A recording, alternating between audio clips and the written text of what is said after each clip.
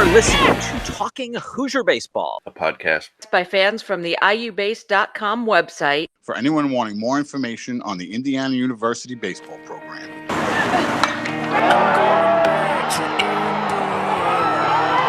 To see my baby in her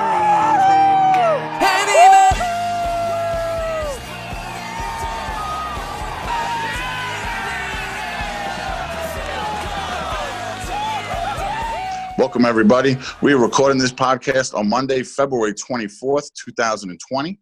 My name is Chris Feeney. We are also here with the stat guru, Cassidy Palmer, the king of the RPI, Carl James, and the man who makes Mississippi State Troopers nervous and the creator of IUBase.com, Josh Bennett. Whether this is your first episode or the 48th episode, welcome aboard. Yes, it's the 48th episode of Talking Hoosier Baseball. I could not find anybody who's won the jersey 48, but the 2013 team won 48 games, so it's probably a pretty good number. We have an undefeated week, an early undefeated week, which is nice because normally they don't happen this quick. Usually there's some bump in the road a little bit more on the northern weekends, but we went undefeated this weekend. We continued the win from Sunday at LSU and turned it into 3 more this weekend. And we're going to just recap a little bit. The first game was against UT Martin. Tommy Summer on the mound. He was perfect through 3, and Barr gave him a 1-0 lead. Then in the 4th, though, UT Martin put 2 on the board, and suddenly we're losing to this team with a 200 RPI. Didn't panic, though. UT Martin couldn't even get the shutdown because Tyler Van Pelt had an RBI. Jeremy Houston gave us the lead with a sac fly, and we were winning again. And then we brought in Braden Scott. He struck out 3 in his inning and gave it over to another inning for Braden Scott. And he had a little trouble, but he got out of it. Connor Manis for the next 2. He struck out 3 his first inning as well, and then came the 9th. A little bit of an issue, put a couple guys on, ended up with the bases loaded, but he strikes out the last 2 to get out of it to give us the win. It would not have been a good loss, but they walked off the field victorious in game 1. As far as multi-hit games, only Elijah Dunham had a multi-hit game with 3 hits, but the whole team had a hit. So it was pretty good to see up and down throughout the lineup. Maybe not as many runners in scoring position, but Dunham had 3. Second game was against South Alabama. Now, this was the one we had labeled as the bigger game. They were ranked 30th in the country by some of the outlets, and we knew that they were predicted to make the tournament. So this was the big one. We had Gabe Bierman on the mound, and he took the mound with a 3-0 lead. So it was beautiful. And then he decided the first 3 innings to rack up 8 Ks. So now, by the 5th, he's got 11 Ks. The key here was they couldn't touch him, okay? He hadn't thrown that many pitches in a game. I think it was the Kenosha Kingfish in the Summer League, or it was Jefferson Red Devils in high school. He hadn't pitched into the 7th inning, but he was able to take his relief work from last year, turn it into a great start. Might have had a small midweek start last year, but this was different, and this was big time. When he did come out of the game, 8th inning got a little shaky. Kruger had to work himself in and out of a jam. And then came the 9th, McCade Brown. All right, we had a 1-run lead. He did put a guy on, and he was facing the preseason All-American Ethan Wilson. He struck him out. He got out of trouble. He closed the game out. So we ended up getting that second big win. Now, the third game was definitely a little different, and it involved Hoosier batters drawing 14 walks. Understanding, we talk to our guys at the beginning of each year, the way that you get to first base, the value of getting to first base is all the same. And we can't value a hit to get on base worth more than a walk or a hit by pitch or whatever it is, because once we get on base, now the on base percentage is what drives us to be able to score runs. And so driving that point home, and I think we have a long way to go with that still, just the value of it. So often as we grow up, obviously the batting average, hey, what did you hit? What's your batting average? That's what we all value, just how we're taught. And so kind of steering their attention more into on base and the ability to get there, and however we can do that. Ironically, those comments from Coach Mercer were from fall ball, but obviously they definitely came into play with this game. 14 walks, 3 hit by pitches, and Sienna also made 4 errors. It was a bit of a sloppy game, to say the least. But Braden Tucker did his thing on the mound. Sienna could not get anything off of him. He dropped his ERA. I think it was only 1.5. Now it's under 1. So it was a big deal. Bottom of the third inning was our big inning. Jake Scrime walked in a run. Hunter Jesse singled in a run. Colin Hopkins doubled in a run. And that was after 5 walks. So if you're going to score a lot of runs, that's a beautiful way to do it. Now, through the first 2 games, Elijah Dunham had 2 3-hit games, but hadn't driven in a run. In the third game, he decided to take care of that with a 3-run bomb. We saw Ty Bothwell's first appearance as a Hoosier, and he was even able to work around a Jeff Mercer era down the first base line. He didn't get rattled. He kept it 11-0, so that was good. The final was 12-3, so it was an undefeated weekend. It was great to see. And really, with these northern weekends starting shaky, 4-2. I remember I don't have the clip, but Coach Mercer said we could start 6-0, they won't give us a title. We could start 0-6, they won't cancel the season. We put up 4-2. So I was definitely pleased, and I think a lot of the fan base was. We heard from a lot this weekend. Everybody's excited, which is good. So now the next part we have is our Hoosier highlights. For me, I'm going to start us off with the Hoosier highlight. When it comes down to Hoosier highlight, I feel like what was the biggest moment to me, personally, and with baseball, I always hate when we don't want to let their best guy beat us, right? But the way baseball works, there always seems to be an opportunity when he can. And sure enough, in the 9th inning, McCade Brown on the hill with a 1-run lead. He had walked the guy, and the preseason All-American comes to the plate. Ethan Wilson is on everybody's big board. You're going to see him get drafted. Maybe first day, definitely second day. And what does he do? He strikes him out. Then he gets another guy on, and he got out of that too. But when he was facing Wilson, to me, that was the Hoosier highlight for me. Now we're going to kick this over to Cassidy for her Hoosier highlight. What do you think, Cass? So for me, my Hoosier highlight was also on the pitching side. In the South Alabama game, the 8th inning stood out to me because it was Cal Kruger on the mound, and he strikes out the first guy, no problem. And then there's an error that lets a guy get on, and then he hits a guy. So you've got 2 guys on now, just 1 out. And then the next guy hits a single through the right side. So bases are loaded. You're only up 2 runs. So that winning run is now on first base. And what does Cal do? He gets a double play, but not only is it a double play, he started the double play. It's a 1-2-3 double play. That kind of a play in that kind of a pressure situation, that really impressed me this early in the season. So, Josh, what do you have for Hoosier highlight this week? I'm going to break from the traditional mold a little bit, instead of a specific moment. I'm going to talk about some of the things we've seen the first 2 weeks from the team, some of the question marks that we had coming into the season. We're kind of getting a little look into that. The pitching was outstanding all weekend. Only 2 earned runs were allowed, and those came right at the end of Sunday, so they almost snuck through without any earned runs allowed. The starters were pitched 16 2/3 innings, only gave up 13 hits and 18 strikeouts to just 3 walks for the weekend, and then the relievers pitched 10 1/3, only gave up 6 hits and had 17 strikeouts. Like Chris talked about in the recap, Connor McCade pitched out of huge jams. Ty's debut as a Hoosier went really smooth, and Litwicky sounded really good to close out the game on Sunday. So good to see the pitching, some answers there. We were worried about all the innings that needed replaced. So that was definitely been a highlight so far. And then another thing, the stolen bases after the first Hoosier got thrown out down at LSU. They've successfully stolen 9 straight bases. So they're 9 out of 10. Through 6 games, and then last season they only had 69 attempts all season. So we heard Coach Mercer many times talk about wanting to be aggressive on the base paths, and evidently that's something they've worked hard on and looks pretty good early on. And then the last thing I want to talk about are the sac flies, getting that run in from third, scoring that guy with less than 2 outs decides a lot of ball games.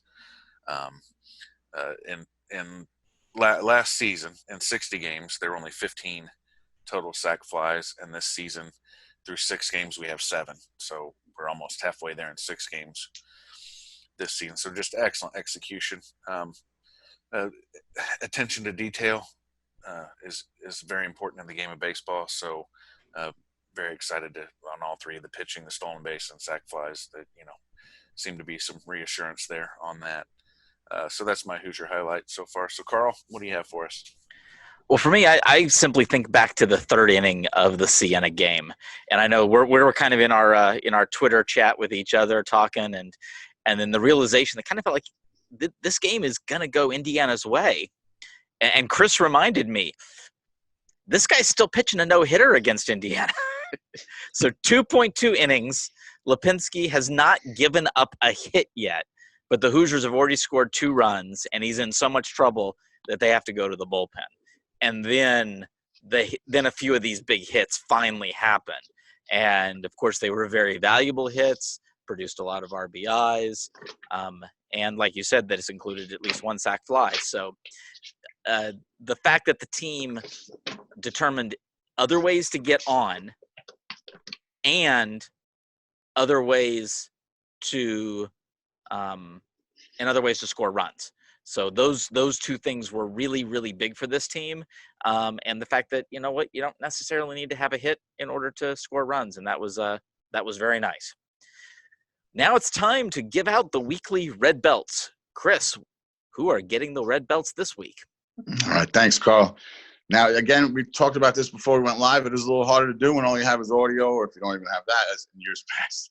But this week, we're going to go with what I thought was fair. Again, all we have is audio.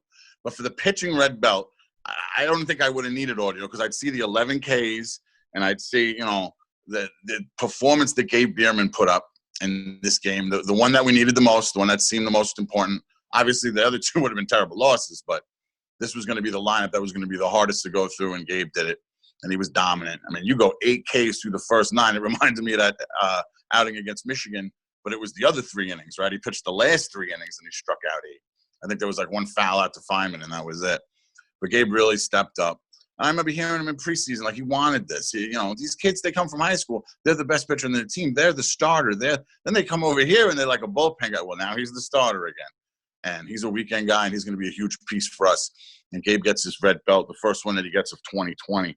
For the hitting red belt, Elijah Dunham, he just won Big Player of the Week. He better get that big baseball pot award. I don't know how Richardson didn't get that last week. He gave it to some other guy. But Elijah Dunham, in the 3 games, 7 hits, scored 4 runs, drew 4 walks, and hit the mammoth bomb that the pitcher still made at his outfielder. See, the outfielder has to give a courtesy jog just to the pitcher, because then it doesn't feel like it's so much of a bomb. And this guy didn't even do that, so his pitcher was probably mad at him. But Elijah Dunham gets the Alex Dickerson red belt. Gabe Bierman got the Donato red belt.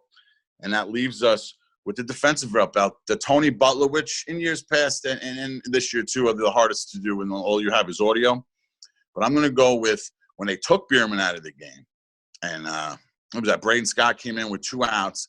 There was a hit down the right field line with 2 guys on. And Hunter Jesse made a diving, sliding catch to end the inning. And I say, okay, I didn't see the catch, but if that ball goes by him, the game is tied, okay? And you know the momentum that goes through a team's mind when the stud pitcher finally comes out, right? Well, they were like, all right, Bierman's out. Whoever comes in isn't going to be as good as Bierman. And then, boom, they would have tied the game. And who knows what would have happened the rest of the way. So Hunter Jesse, a freshman red belt, a Tony Butler red belt for Hunter Jesse. So we have Donato, Bierman, Dickerson, Dunham, and Butler is going to go to Hunter Jesse. Cass, what do you got for stats?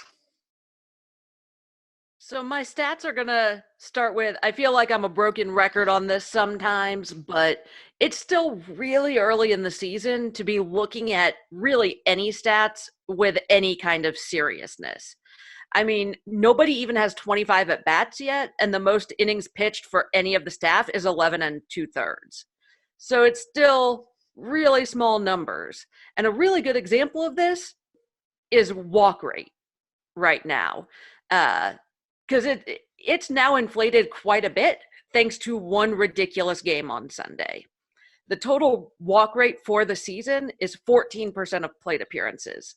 Without that Sunday game, it was 11. And while 3 percentage points might not seem like a lot, based on one single game, that's a ton of walks. So what I'm saying with all of this, take my stats and any stats you see this early in the season with a grain of salt. But there are some more broad stats we can kind of look at. For example, and I've mentioned this before, the strikeouts continue to be lower than they were last season.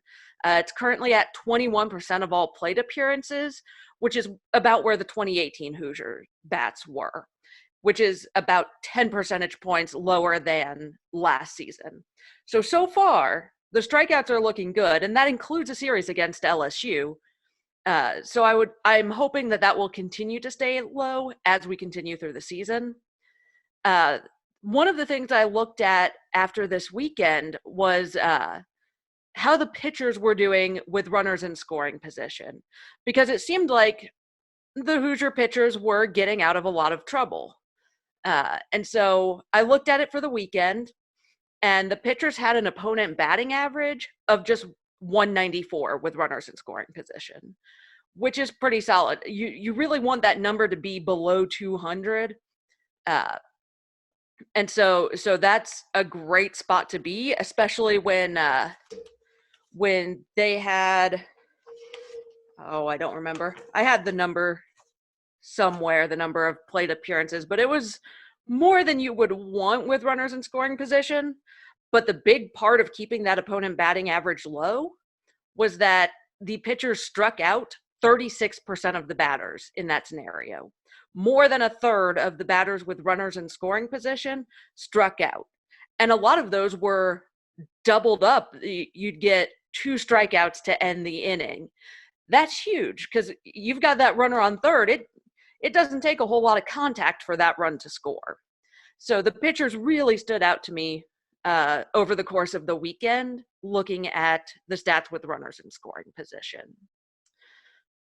So, Carl, what's going on with the Big Ten so far? Thank you, Cass. Yeah, I've taken a bit of a look at the Big Ten, trying to get a picture of what is really going on in the league.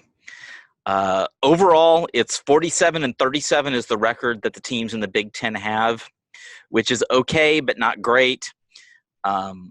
If you look at the records, they look really weird. Probably Purdue is predicted to finish last in the league, currently has the best record in the league at 6-1. Purdue has not been tested yet, though, and they will be, as they're going to face 3 quality ACC teams next weekend in Minneapolis indoors. But they will be in that ACC and Big Ten tournament that's going to happen in Minneapolis. Some key points from the league so far. Northwestern has the best series win. Northwestern took a series at South Carolina this past weekend. So that was quite impressive. I would say Michigan has the best overall weekend so far. They went 3-1 in opening weekend at the MLB4 event. They beat Vanderbilt and Arizona State, 2 teams preseason that are considered to be Omaha favorites. Nebraska's had the toughest time so far. They're at 1-5. But you can kind of dig into that. 4 of those 5 losses were by 1 run. And they're playing one of the tougher schedules so far. So I would not count out Nebraska at this point. Ohio State was predicted to be quite good this year. They got swept at Georgia Tech this past weekend. They're only 2-4 on the season. So I don't know what's really happening with Ohio State yet. Minnesota's been a mixed bag at 3-4. So nothing here is real standout. You know, I highlighted Northwestern at South Carolina, but Northwestern started the season off a little rough. Michigan had that great week to start off the season. And then they dropped a 3-game series to Connecticut. So, you know, it's one of those, it's just nobody has stood out from the league yet. With the exception of really Nebraska and Ohio State, no one's really doing badly, but just no standouts yet. So we don't know a lot of anything so far by what's happened these first 2 weeks. But as Cass said, it is just 2 weeks. So we'll have an opportunity to see a lot more. As he said, Purdue's going to get tested. We're going to see if this force that Northwestern was able to put on South Carolina can be applied to other programs going forward. I think we have a good view because of how much we have watched the Indiana team to know that Indiana is at a very high quality, that the big questions we had about Indiana have pretty much already been solved. And we think that Indiana can participate at the upper end of the conference. But, look at last year. Michigan is pretty much right there with what they did last year, which is they had the one big win against UCLA and then stunk it up against all the other good competition that they played in the first part of the year. And that led into a decent Big Ten season that didn't end with them winning the league, but did end with them one game away from a national title. So, hey, it's the way the season rocks.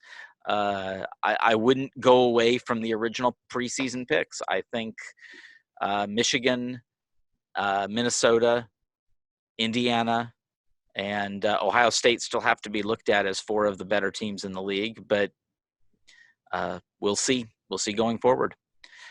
Chris, what do we have to look forward to this coming weekend and this week if it happens? Nah. Well, we can hope. We can hope, right? Well, thanks, Carl. We got a 4-game slate this week, and you were talking about learning more about other Big Ten teams. I think they're going to be looking at us this weekend to learn more about us also, because you'll see we're playing 2 ranked teams. But it's a 4-game slate. It's supposed to start Wednesday at 3 p.m. at the BART against Butler, the undefeated 6-0 Butler, coming out of the gate strong, playing nobody, which is probably why. They were supposed to play in a pretty good event in North Carolina this past weekend, but it got canceled because of rain, and the Fighting Leathernecks were available. So they were able to get the Western Illinois Fighting Leathernecks to come to Grant Park this past weekend, to play Butler 3, and they all went to Butler, believe it or not. So they're 6-0. Last time we played them was last February at the BART. We beat them 9-3. And if we do play the game, Sarah Fisher, a very famous car racer, apparently might be at the game. She's a big baseball fan. I'm not too familiar with car racing, but apparently Sarah Fisher is quite the car racer. So assuming that game goes off and we can have maybe a 5-game winning streak to take on the road for the weekend, it's going to be the Keith LeClaire Classic. It's in Greenville, North Carolina. The host is East Carolina University, and we're going to play them first, Friday at 4:30. They're 6-1. They're predicted by just about every outlet to not only make the tournament, but probably host like they did last year. They ended up winning their hosted site. They went to Louisville, and they lost 0-2, and then Louisville went to the World Series. That doesn't even feel good to say. But we'll be taking on East Carolina on Friday. Now, there is a video stream for this game, but it's a $10 a month service provided by East Carolina. If you want to throw the $10 down, you can watch the game, and you can watch East Carolina for the next 29 days. That's up to you. Alec Burleson is the All-American.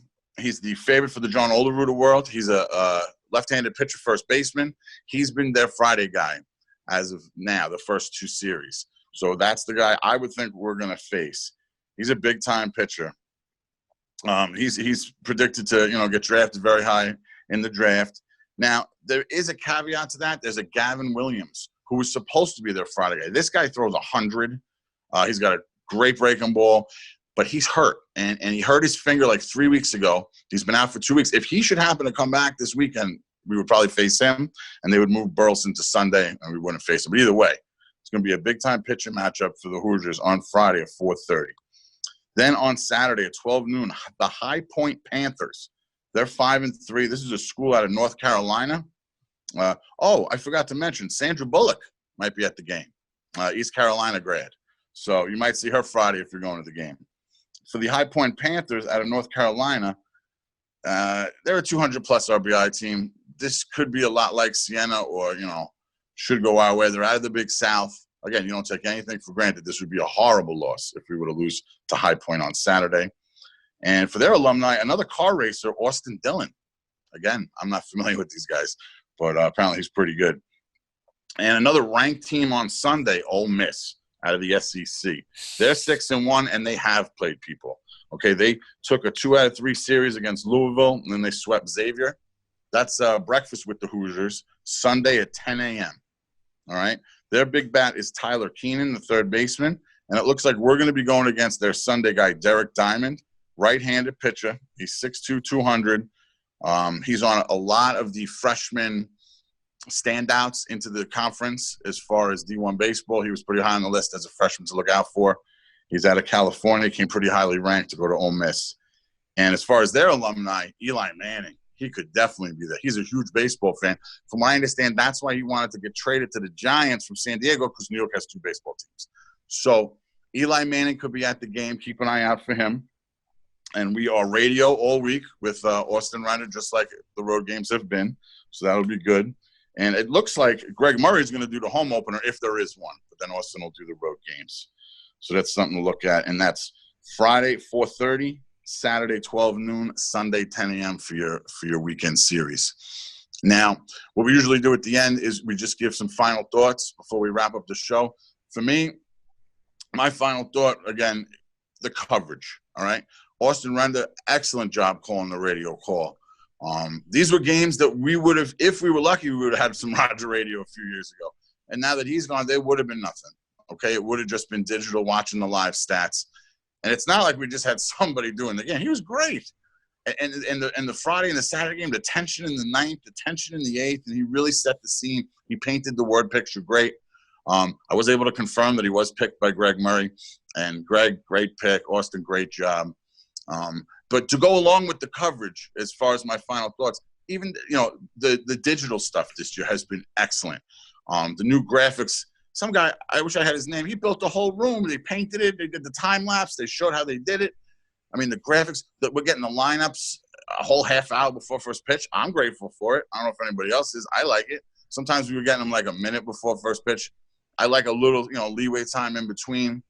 The Twitter account's been great. The contest, the player of the game.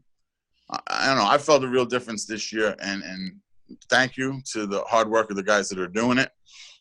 From the radio to the digital to the Twitter account.